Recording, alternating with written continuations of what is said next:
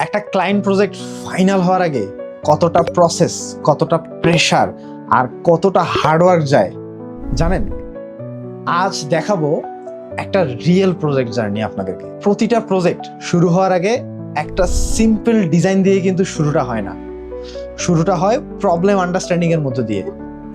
Client আসলে কি চায় আর তার অডিয়েন্স আবার কারা, কি ফিলিং ক্রিয়েট করতে হবে, সবকিছু আগে বুঝতে হয়। কারণ শুধু শুধু কিছু বানালেই তো আর হয়ে যায় না, সলিউশন ক্রিয়েট করতে হয়। তারপর শুরু হয় প্ল্যানিং স্টেজ। এই স্টেজে আইডিয়া বিল্ড হয়, কালার প্যালেট তৈরি করা হয়, ভিজুয়াল স্টাইল ক্রিয়েট করা হয়, অডিয়েন্সের সাইকোলজি বোঝা হয়, ব্র্যান্ডিং এর ডিরেকশন নিয়ে চিন্তা ভাবনা করা হয়। সবকিছু নিয়ে মাল্টিপল চিন্তা করতে হয়। অনেক সময় একটা সিম্পল কনসেপ্টের পিছনে ঘন্টার পর ঘন্টা ব্রেইনস্টর্মিং চলে। এরপর আসে অ্যাকচুয়াল ক্রিয়েশন প্রসেস। আর অনেস্টলি ফাইনাল আউটপুটে যতটা সিম্পল দেখায় একটা জিনিস, তার পেছনে তত ডিটেইলে ওয়ার্ক থাকে। Tiny alignment, small transition, font balance, sound sinking, colour grading, এই ছোট ছোট জিনিসগুলোই ফাইনালি কোয়ালিটি ডিফাইন করে। আর প্রতিটা প্রজেক্ট কখনোই স্মুথ যায় না।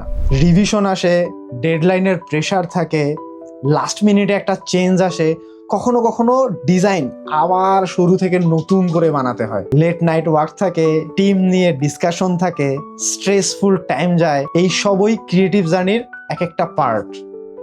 কিন্তু দিন শেষে যখন একটা ফাইনাল কমপ্লিট একটা রেজাল্ট আসে এবং এই ফাইলসগুলো যখন ডেলিভার হয়ে যায় ক্লায়েন্টের কাছে, ক্লায়েন্ট যখন একটা স্যাটিসফ্যাক্টরি একটা রিয়াকশন দেয়, বাই ট্রাস্ট মি, ওর চেয়ে স্যাটিসফাইং ফিলিং কোনো কিছুই আর থাকে না।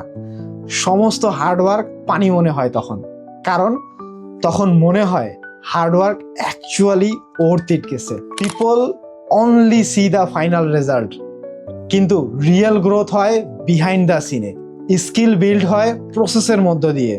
প্রেশার হ্যান্ডেল করতে পারলেই আপনার এক্সপিরিয়েন্সটা গ্রো হয়ে যায়। এ ধরনের আরো রিয়েল জার্নি দেখতে এবং বিজনেসের বিহাইন্ড দ্য সিন দেখতে ফলো দিয়ে রাখতে পারেন আমাদেরকে।